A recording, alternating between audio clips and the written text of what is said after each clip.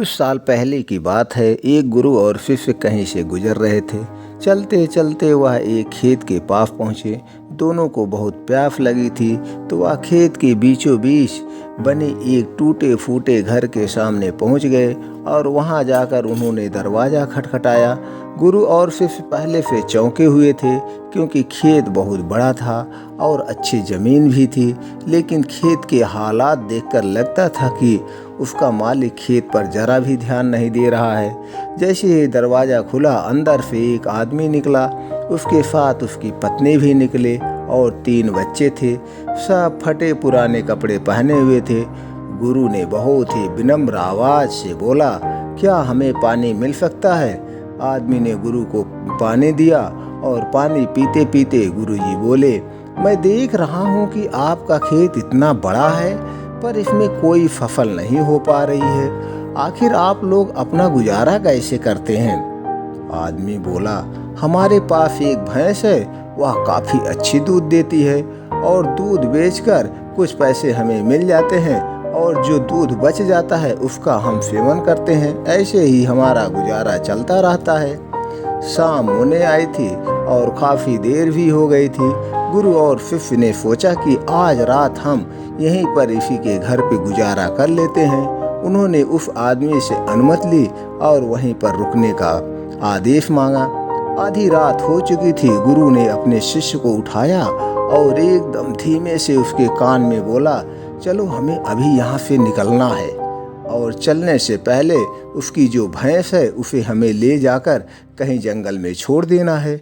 शिष्य को अपने गुरु की बात पर जरा सा भी यकीन नहीं हो रहा था, क्योंकि जिस गुरु से वह बहुत सारी चीज़ें सीखा करता था, उसी गुरु ने किसी का बुरा करने के लिए बोला था। फिर भी वह उसके गुरु थे, इसलिए गुरु की बात मानना शिष्य का कर्तव्य होता है। आखिर गुरु और शिष्य जंगल की ओर निकल पड़े और भैंस को ऐसी जगह पर छोड़े जहाँ से उसका आना मुश्किल था। यह घटना शिष्य के मन में बैठ गई थी और वह करीब 10 साल के बाद एक बड़ा गुरु बना। तब जाकर उसने सोचा, क्यों ना अपनी जो हम गलती किए थे उसको सुधार ले और उस गलती को सुधारने के लिए उस आदमी से मिला जाए और उसकी आर्थिक मदद की जाए, जिससे उस व्यक्ति की आने वाली जो पीढ़ी है वो खुशहाल बन जाए। इसी सोच में शिष्य बहुत परेशान था, हरदम सोच रहा था। फिर एक दिन शिष्य निकल पड़ा उस आदमी को मदद के लिए। कुछ समय पहले चलते चलते चलते चलते वह शिष्य वहाँ पहुँच गया जहाँ 10 साल पहले आया था, मगर वह फिर से चौंक गया।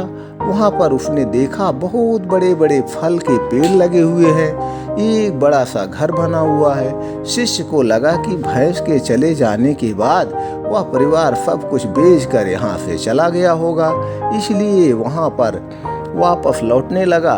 तभी आपसे जाने को विचार हुआ कि यहाँ कोई और आदमी अपना घर बना लिया है। पीछे मुड़ के जाने लगा तो उस आदमी को देखा। शिष्य ने उस आदमी से कहा, शायद आप मुझे नहीं पहचानते हैं, लेकिन मैं आपको सालों पहले मिला था।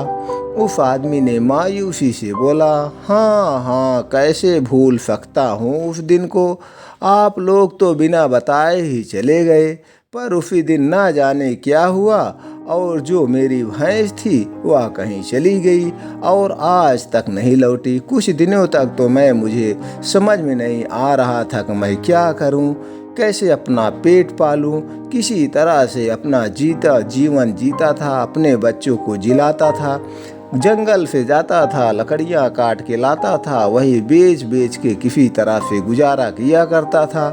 आखिर में मुझे अपने मेहनत का फल मिला। फसल बेची, धीरे धीरे फिर भी नहीं मिल रहा था। तो फिर हमने सोचा, क्यों ना ये जो लकड़ियाँ बेचते हैं, जो इससे कुछ पैसे इकट्ठा होते हैं, उसी से हम इस पे पेड़ लगाएं। हमने फिर उसी से अपना पेड़ लगाया। अब आज हमारे जो है पेड़ बहुत अच्छे अच्छे फल देते हैं। वही फल मैं बेचता हूँ और बगल के गांव का भी हमने ज़मीन ले लिया। वहाँ से मैं ज़्यादा फल उगाने लगा। धीरे धीरे मेरा इतना फल होने लगा कि गांव देश के जो बाज़ार के व्यापारी हैं सब हमारे यहाँ से फल ले जाने लगे। अब मैं धीरे धीरे एक बहुत बड़ा व्यापारी बन गया हूँ। शिष्य बोले, लेकिन यह काम तो पहले भी कर सकते थे। आदमी बोला, कर सकता था, लेकिन मेरी जिंदगी बिना मेहनत किए भी चल रही थी। मुझे तब लगा कि नहीं, कि इसीलिए अंदर कुछ करने की क्षमता नहीं है। सो अपना खा के सो जाता था, पेट भर जाता था।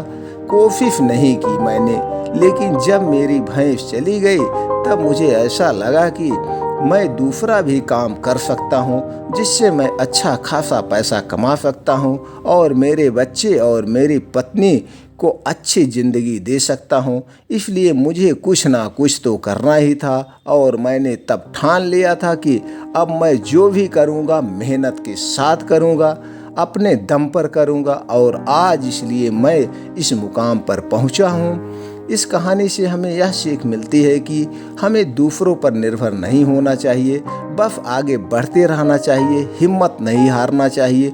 अगर उस शिष्य और गुरु ने उसकी भैंस नहीं चुराई होती तो शायद वह आलसी बना रहता और अपने जीवन में कुछ नहीं कर पाता।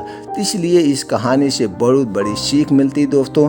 जब चाहें तब हम अपने जीवन को, लाइफ को कम बैक कर सकते हैं, आगे बढ़ सकते हैं। आज हम निराश हैं, हताश हैं या हम आगे नहीं बढ़ पा रहे हैं तो हमारी अपनी कमजोरी है। इसलिए सब अपनी क्षमता को अंदाजें और आगे बढ़ें, कुछ नया काम करें। जब तक आप काम नहीं करेंगे आगे नहीं बढ़ सकते हैं। तो दोस्तों, उम्मीद करता हूँ इस कहानी से आप जो भी बिजनेस कर रहे हैं, जो भी अपने लाइफ में कर रहे हैं, उसमें एक अलग आपको करने की कुछ सीख मिली होगी और आज से आप कुछ ऐसा करेंगे जिससे आपका भी नाम हो, आप अपने गांव, देश का या अपने शहर का एक नामी गिरामी बिजनेसमैन या कुछ भी बन सकते हैं। उम्मीद करते हैं दोस्तों ये कहानी अच्छी लगी। अगर अच्छी लगे तो अपने यार दोस्तों से ज़रूर शेयर करें, वो भी जागे और अपना बिजनेस करें, कुछ ना कुछ अपनी ज़िंदगी में सुधार करें।